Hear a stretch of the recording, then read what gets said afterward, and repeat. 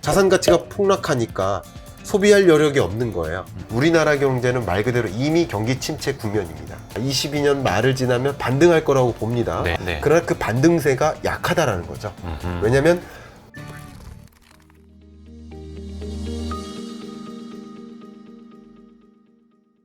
경기 침체 이야기 나왔으니까 말인데 아까 잠깐 말씀하실 때 경기 네. 침체는 2023년 네. 상반기쯤 올 거라고 말씀을 해주셨거든요. 네. 그러면 그럼 미국 기준입니다. 미국 기준으로. 네. 근데 그러면 결론적으로 2022년 1분기에도 마이너스 성장을 했고 미국 물론 이제 전분기 대비를 연율로 거의 환산을 해서 발표를 합니다만 네. 2분기에도 마이너스가 나올 수 있다 이야기를 하거든요. 네. 그러면 경제학적으로는 일단은 2개 분기 연속해서 전분기 대비 역성장을 하면 그게 경기 침체다 하잖아요. 네. 그러면 이거는 경기 침체를 아니라고 보시는 거고 그러면 내년에 진짜 경기 침체가 온다라고 보시는 거예요? 아, 너무 좋은 표현이시네요. 경기 침체가 언제 오는지를 판단하시는 것도 너무 중요합니다. 네. 아까 제가 금리를 가파르게 인상하는 그 가속화 그 얘기를 할 때 네. 다른 걸 잠깐 고려하지 않고 물가만 가지고 말씀드린 거예요. 네. 근데 제롬 파월이, 그러니까 우리가 같이 연준 위원이라고 생각하시면 좋아요. 네. 그럼 우리가 그 FOMC 회의에 같이 참여해서 같이 금리를 인상할지를 결정하는 사람들이라고 가정해놓고 생각해 보시면 훨씬 입장이 편한데 네. 오로지 물가만 잡자고 그렇게 달려갈 수 없어요. 경기가 뒷받침되지 않는 한. 그러니까 22년 경제는 어쨌든 물가가 숙제이니만큼 네. 경기는 나름 잡은 거예요. 네. 21년, 22년. 근데 22년에도 경기를 까먹는 거예요. 그러니까 물가를 잡겠다고 금리를 가파르게 인상하는 이 행위는 네. 지금 충전된 경기를 까먹겠다라는 표현이에요. 그러니까 특히 최근에 발표되는 실업률 지표라든가 이런 걸 보면 금리 인상해도 된다라는 사인인 거죠. 고용 지표는 좋으니까. 좋으니까. 예. 고용 지표도 좋고 마이너스 경기 침체라고 해도요. 여러분 전기 대비 비교하는 것과 네. 전년 동기 대비 비교하는 건 엄연히 다른 겁니다. 네, 그렇죠. 근데 전기 대비 감소할 수는 있어요. 근데 전년 동기 대비 감소하면 그게 역성장이거든요. 그렇죠. 근데 어쨌든 중요한 것은 지금 2분기 연속 까먹어도 이게 쉽게 표현해 보는 겁니다. 21년에 많이 벌어놨기 때문에. 그렇기 때문에 22년에도 그거 가지고 써가면서 그래서 제가 표현을 어떻게 썼냐면 경기라는 토끼는 이미 잡은 상태고 네. 저쪽 도망가는 토끼가 있는데 그게 물가다. 그러니까 럭비공 잡고 뛰어가듯이 물가를 잡으려고 인플레이션 파이팅 하는 거. 네. 그게 미국의 모습이에요. 네. 그러니까 그렇게 긴축 행보 보이는 겁니다. 다만 우리나라는 경기라는 토끼와 물가라는 토끼가 둘 다 달려가고 있어요. 애매하죠. 못 잡은 거예요. 네. 그래서 22년 하반기 지금은 우리나라 경제는 말 그대로 이미 경기 침체 국면입니다. 역성장이 숫자로 나타나질 않았잖아요. 경기 침체의 정의를 어떻게 내릴까의 문제인데 예. 저는 이제 경기 침체 국면을 우리나라 잠재 성장률을 밑돌면 경기 침체 국면으로 보거든요. 잠재 성장률을 밑돌면. 그러니까 마이너스 성장을 경기 침체로 보는 게 아니라 네. 경기 침체는 경제 성장률의 둔화, 네. 그러니까 경기가 안 좋게 흘러가는 거. 그러니까 역성장이라는 것은 우리나라도 경험한 적이 거의 없어요. 거의 외환위기 때, 글로벌 금융위기 때, 그리고 코로나 팬데믹 때. 그렇게 생각하시죠? 그 정도잖아요. 금융위기 때도 역성장 안 했어요. 우리나라는. 세계 경제는 그랬고요. 정확히 말씀드리면 세계 경제는 IMF 외환위기 때 2.6% 플러스 성장했고요. 네. 그리고 글로벌 금융위기 때 마이너스 0.07% 마이너스 성장했고 네. 조금 네. 세계 경제가. 그리고 팬데믹 위기 때 마이너스 3.1%. 네. 가장 큰 충격이었죠. 그렇지만 우리나라 경제를 기준으로 하면 IMF 때 가장 큰 충격이었고 네. 마이너스 5%대. 네. 그리고 팬데믹 위기 때는 마이너스 2%대. 네. 상대적으로 덜 충격이었고요. 금융위기 때는 우리나라는 플러스 성장했습니다. 그러니까 낮은 플러스. 2008년에 그렇습니다. 0.9%였던 것 같아요. 제 기억에. 네, 맞습니다. 네. 정확하십니다. 네네네. 네, 그 정도였으니까. 그러니까 그런 것을 본다면 근래 여러분들이 경험하신 역사상 마이너스 성장을 한 건 IMF 외환위기와 팬데믹 위기 두 번인 거예요. 그죠? 그러니까 역성장하는 것은 거의 드물어요. 그러나 경기 침체 국면을 반드시 그러라고 보기 그렇고요. 이것을 보통 우리는 샥, 네네. 경기 충격이라고 보통 이름을 칭하고요. 네. 경기 침체 국면이다. 그러면 0%대 성장에서 혹은 2%가 안 되는 성장? 요 정도라고 보는데 지금 현재 제가 감히 제안을 드린다면 우리나라 22년 성장률을 아직 네. 나오진 않았지만 2% 정도로 보고 있습니다. 근데 평균적으로 네. 상반기는 2%를 상회하는 거예요. 예. 연율로 계산을 한다면. 네. 그러면 2%를 상회하는 1, 2분기를 지났고 네. 3, 4분기를 맞이하잖아요. 네. 그럼 전망이 맞다면 그럼 3, 4분기는 2%가 훨씬 안 되는 경제인 거죠. 여러분 체감적으로 말씀드리기 쉽게 말씀드리면 예. 그러니까 우리는 근데 그 숫자는 받아들지 않았죠. 왜냐면 7월, 8월, 9월 달 실업률 지표는 8, 9, 10월에 나오니까 실업률은 그 다음 달에 나오니까 네. 그리고 이 경제 성장률 뭐 예를 들어서 확정치가 나려면 한참 더 걸리지만 아, 네. 그런 것들이 이 숫자가 이제 분기별 성장률이니까 역시 그 실적치를 받으려면 좀 남았습니다. 네. 3분기가 지나고서도 한 40일 정도 지나야 잠정치가 나오거든요. 네. 그러니까 잠정치를 받는 것도 아직 멀었어요. 네. 네. 그렇기 때문에 지금 경기 침체다라는 것을 확인할 수 있는 숫자는 없지만 네. 2%라는 성장률을 유지할 거라고 우리 한국 경제를 가정하면 1, 2분기가 그거보다는 높은 경제였으니까 나름 네. 3, 4분기가 침체 국면인 게 맞죠. 그래서 우리나라는 22년 하반기가 침체 국면이고요. 그러니까 우리나라를 스태그플레이션이라고 표현하는 거예요. 고물가와 경기 침체가 같이 만나는. 같이 만나는. 근데 미국 경제는 올해와 내년 경제 성장률이 똑같이 1.7%거든요. 네. FMC의 전망에 따르면. 네. 그러면 미국 치고 1.7%면 침체라고 볼 수는 없어요. 아, 거의 원체 선진국이니까. 그렇죠. 네. 그래서 물론 미국 경제가 과거에는 작년까지만 해도 뭐 한 3%대, 네. 2.8%대 이렇게 성장할 것으로 전망했었는데 이게 많이 하향 조정된 거야. 이게 어떻게 보면 러시아 충격 이후 인플레이션 충격, 긴축의 충격 이런 게 카운터 어택이죠. 이런 것들이 경제 성장률을 깎아먹는 중에 있지만 네. 그래도 이렇게 긴축 행보를 강하게 보일 수 있는 근거는 그나마 22년 경제만큼은 잡은 거예요. 미국 입장에서. 네. 다만 이 경기를 잡고 물가를 잡겠다고 하는 행보 때문에 이 카운터 어택이 23년에 작용하는 거죠. 미국 경제는. 아하. 우리나라는 먼저 시작되는 거고. 그렇게 생각할 수 있겠습니다. 그래서 미국 경제는 23년도에 그 충격이 그때야 비로소 올 것이다. 네. 약간 근데 조금 더 어려운 게 그러니까 실물 경기의 어떤 침체 시기랑 어떤 자산 가치의 움직임은 좀 다르게 나타나잖아요. 막상 23년도쯤 가면 네. 자산 시장은 더 좋아질 수도 있는 겁니까? 반대로? 자산 시장을 한 세 가지로 분류를 해보겠습니다. 네. 가장 대표적인 게 이제 주식, 네. 부동산, 가상자산. 네.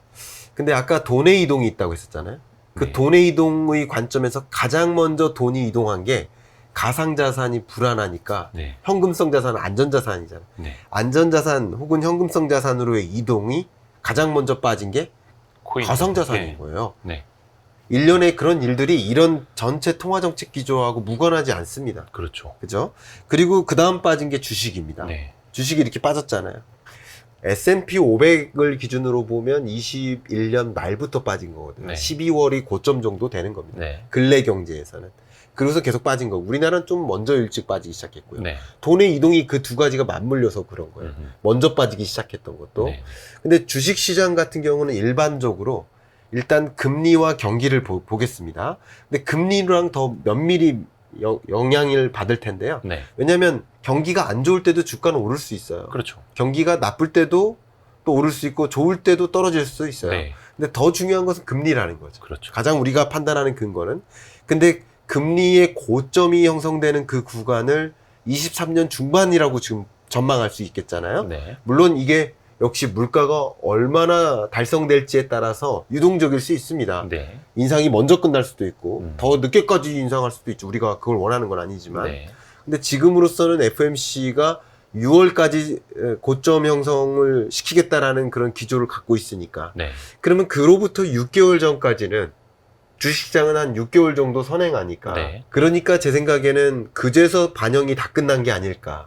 22년 말쯤 그렇죠. 되면 그래서 저는 22년 말까지는 주식 보유 비중을 줄이는 게 맞다고 생각하는 게 그 근거고요.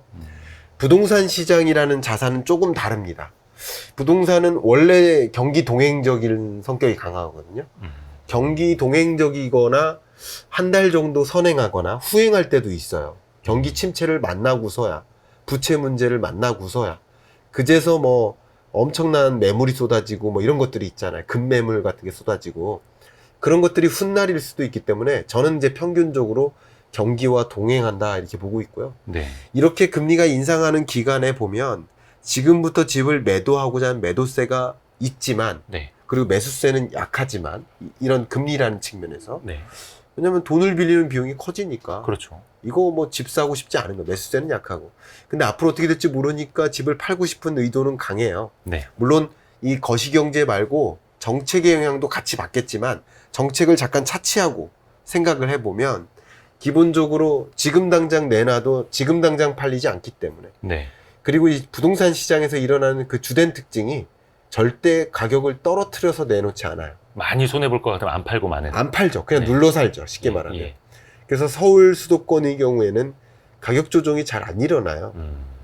그런데 정말 6개월이 지나고서도 안 팔리고 금리는 2022년, 23년 중반까지 계속 올라가니까 예. 그러니까 결과적으로 시중금리도 그때까지는 올라갈 거라고 보는 거죠. 네. 지금의 압박보다 그때가 더 커지는 거죠. 그러니까 실물 경제랑 동행할 가능성이 굉장히 높죠.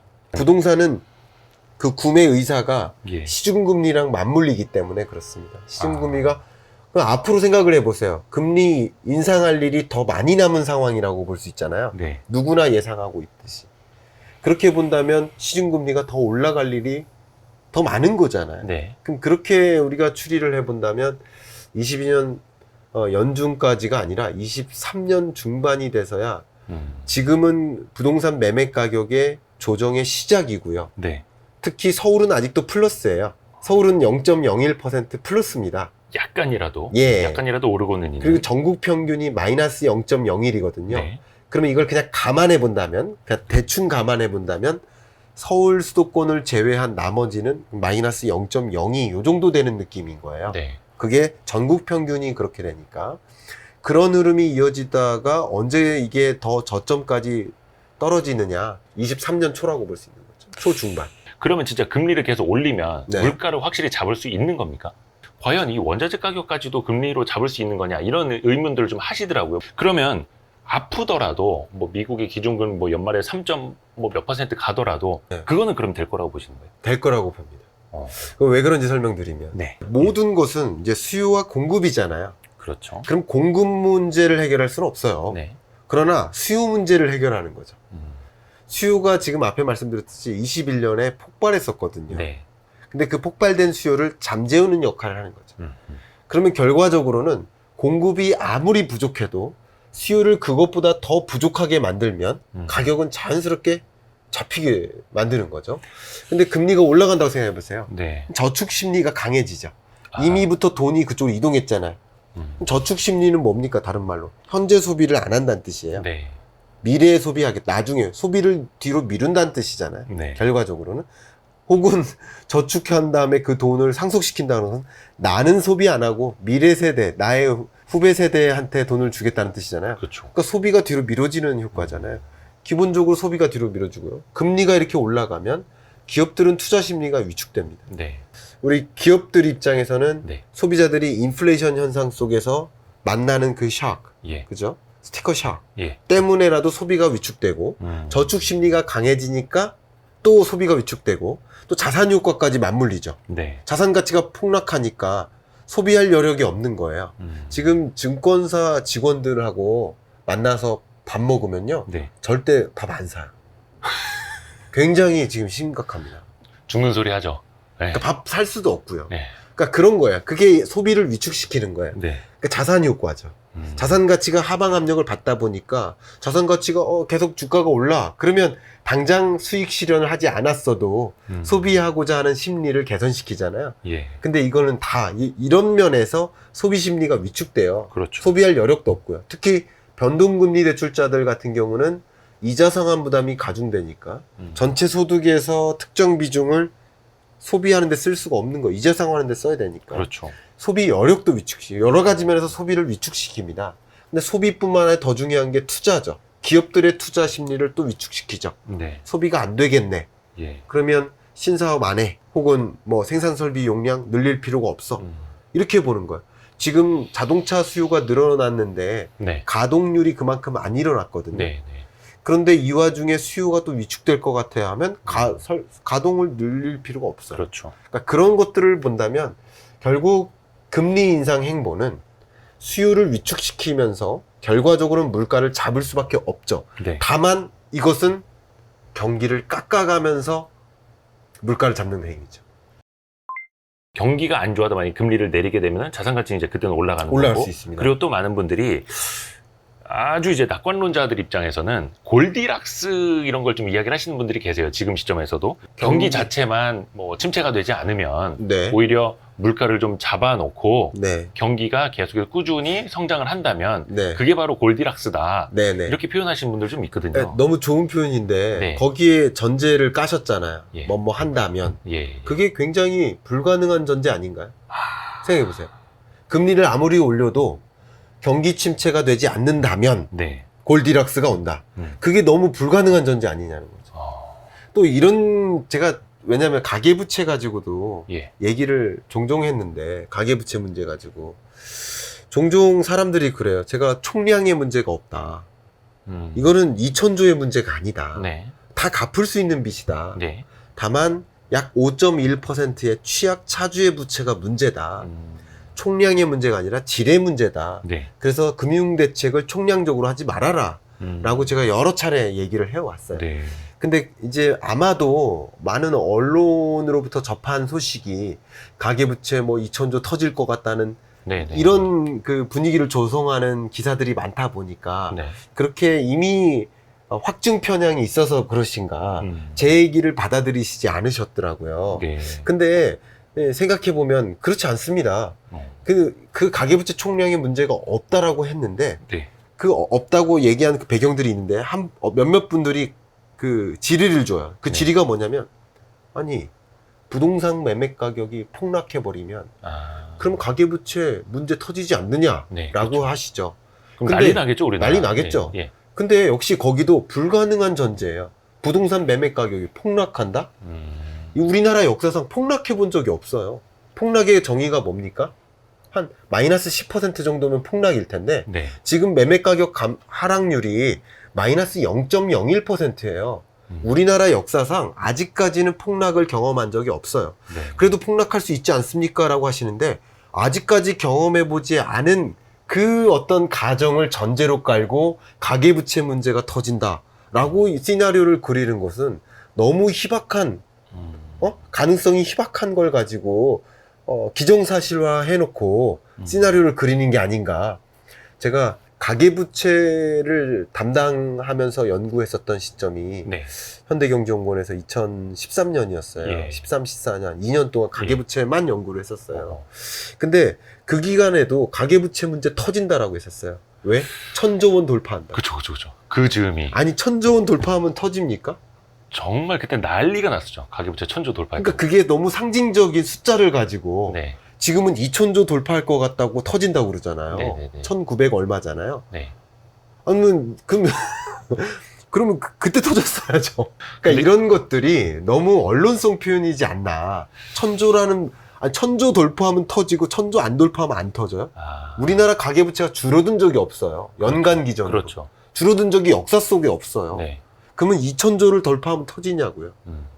물론 금리 인상기에 변동금리 대출자들의 그 마음을 가중시키니까 굉장한 지금 이거 혹독한 시름이죠. 소비가 더 어려워지겠죠. 아까 말씀하신 특히 것처럼. 변동금리 대출자들은 이게 그냥 충격 자체잖아요. 그렇죠. 이자 상환 부담이 너무 커지니까. 네. 근데 앞으로 더 커질 거라는 것을 말씀드려요. 근데 재밌게도 총량의 문제는요. 예. 자연스럽게 잡힙니다. 금리가 이렇게 가파르게 올라가면 네. 대출 의지를 약화시켜요. 그렇죠. 예. 가계부채 전반적으로 증가율이 둔화되죠. 그렇죠. 둔화되고 줄어들기도 합니다. 예. 22년 1분기가 줄었잖아요. 빨리 갚아야지. 막. 갚아야 되고 영끌 투자 네. 뭐 했던 사람들도 갚는 게 우선이고 네. 돈이 이동한다니까요. 네. 그러니까 부채 상환, 그 대출 의지 약해지고. 그러니까 이런 과정에서 총량의 문제는 또 자연히 잡혀요. 금리가 올라가는 과정에서는.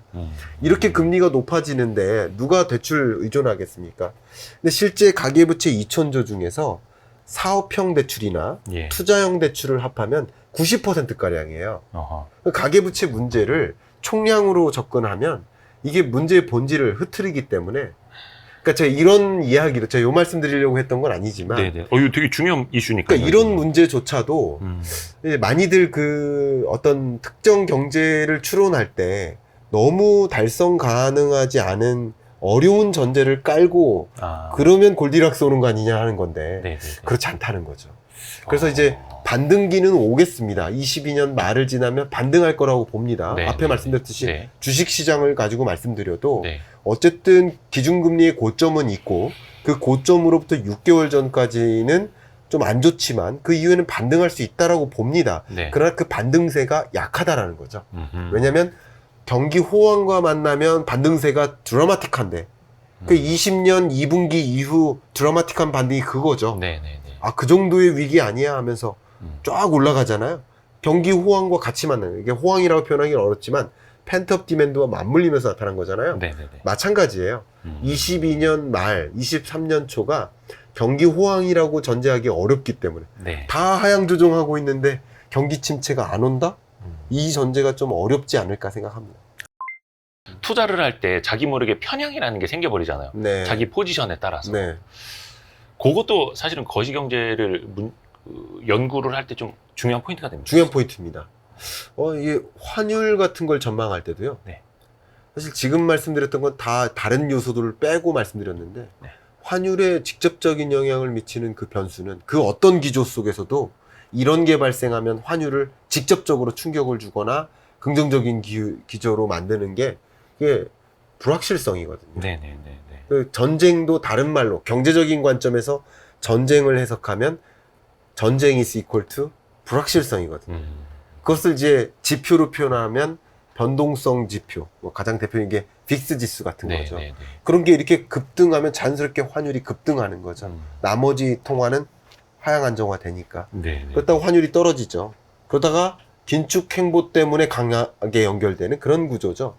역시 변수가 있죠. 골디락스를 가져다 줄 수 있는 주식시장이라는 관점에서의 변수. 그건 전쟁의 종식이지 않겠습니까? 그렇죠. 예. 종식이 되면은 일단은 그래도 예. 최악은 벗어날 수 있는. 그런 전제는 제가 이해가 갑니다. 지금 일어나는 22년의 변수는 전쟁이잖아요. 네. 그럼 그 전쟁이라는 변수가 사라지면 네. 자연스럽게 불확실성이 완화되고요.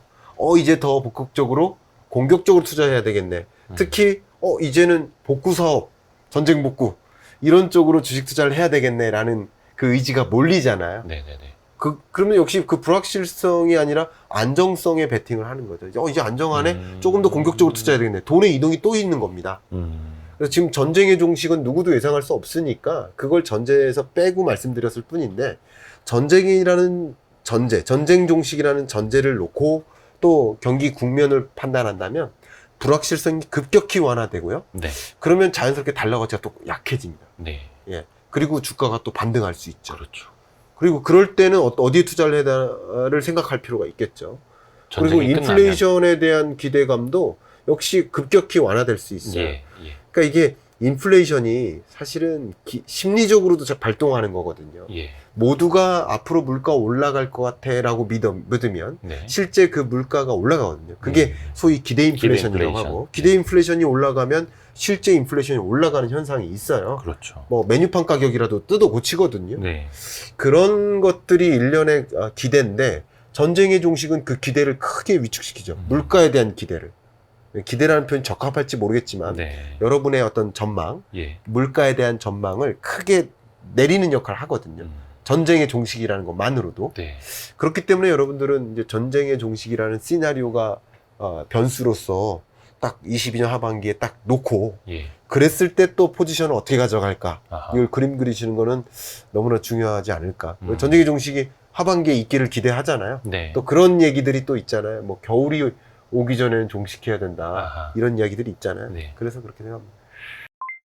아까 잠깐 환율 이야기 하셔가지고 네. 우리나라 환율이 지금 한 1,300원 선에서 좀 네. 왔다 갔다 하잖아요. 네. 원달러 환율은 계속 상승 이렇게 보시는 건가요? 어쨌든 우리나라 입장에서는 기본적으로 대외 의존도가 높은 나라니까 네. 당연히 평상시에는 다른 숙제가 없는 한 당연히 강달러가 유리한 경제죠. 원화 약세 그리고 그렇죠. 원달러 환율이 높을 때 그렇죠. 뭐 수출할 때 당연히 좋으니까. 수출에 좋으니까. 예. 근데 지금의 숙제는 물가잖아요. 네. 지금의 숙제는 물가이기 때문에 강달러가 그렇게 좋아 보이지 않은 거죠. 그렇죠. 예. 그런데 지금 미국이라고 해볼게요. 우리나라가 결정하기보다는 미국이 결정한다고 생각하는 게 제가 미국 편에 서서 말씀드린 게 아니라 네. 그걸 이해해보자는 거죠. 예. 미국 입장에서. 그 바이든이라고 우리가 또 가정을 해볼게요. 네. 그럼 바이든 입장에서 지금 22년 하반기에 중간 선거도 있는데 음. 가장 중요한 숙제가 뭐겠습니까? 물가? 물가죠. 예, 첫째도 물가, 둘째도 물가. 예. 예. 그럼 물가가 이렇게 그 경기는 잡은 상태니까 나름. 네. 그리고 이 경기 회복은 또 23년 그때 가서 생각할 일인 거예요. 굳이 따지면. 네. 지금 발등에 불 떨어진 건 물가인 거예요. 물가. 그럼 물가를 잡기 위해서 평상시 미국 경제가 뭐 무역 수지를 개선한다든가 자국 경기 부양이라든가 뭐 리쇼링이라든가 뭐 여러 가지 측면에서 강달러가 유리할까요? 약달러가 유리할까요? 전반에 걸쳐서 약달러가 유리해요. 당연히 네. 바이든 입장에서 네. 물가라는 숙제가 없다면 네. 리쇼링도 그렇잖아요. 네. 제조 기지를 거기다 두려고 해요. 그렇죠. 그러면 약달러야 당연히 제조 기지를 거기다 옮기고 싶은 의지가 강하겠죠. 그렇죠. 근데 이렇게 강달러일 때는 제조 기지를 굳이 거기다가 놔서 미국에서 만들어서 다른 나라로 수출할 수가 없는 거 아니겠어요? 그렇죠. 가격 경쟁력. 그러니까 여러 가지 면에서 바이든은 약달러냐 강달러냐 선택을 하라 그러면 평상시라면 약달러가 맞는 것 같아요. 그런데 지금의 숙제는 물가이기 때문에 강달러를 원한다는 거죠. 하물며 물가를 잡기 위해서 관세마저 그 미중 패권 전쟁에서 있었던 대중국 관세마저 떨어뜨리는 네. 그런 액션까지 취하는 과정에서 그렇게 해서라도 중국으로부터 사오는 그 재화의 가격을 떨어뜨리기 위한 움직임에 있는데 네. 당연히 강달러야 음. 자국의 물가를 잡는데 유리하지 않겠습니까? 특히 원자재 같은 거 사오는 거 네. 부품 완제품도 마찬가지지만 그런 면에서 지금의 숙제는 어쨌든 물가이기 때문에 물가를 잡기 위한 행보로서 강달러 기조를 강하게 유지할 수밖에 없겠다 생각합니다. 미국이 만약에 지금 달러가 강세가 아니라 약세였으면은 인플레이션은 훨씬 더 심각했었겠네요. 훨씬 상상할 수도 없는. 상상할 수가 없는 거죠. 아하. 워낙 또 미국 같은 경우는 무역 수지 적자국 아니에요. 예. 그렇죠. 적자국이잖아요. 예. 수출에 더 많이 의존한다가 아니라 수입에 더 많이 의존하는 나라잖아요. 그렇죠. 그런 나라이니까 당연히 이 강달러를 유지해야만 음. 자국의 물가를 안정화시키는 데 기여할 수 있는 거죠. 그러니까 어떻게 보면 연준과 같은 통화정책 담당국 그 부서가 혹은 이제 그 정책 당국이 해야 될 물가 파이팅이 있겠지만 네. 행정부 관점에서도 인플레이션을 잡기 위한 파이팅이 있는 거죠. 네, 그런 노력이라고 생각합니다. 좋습니다.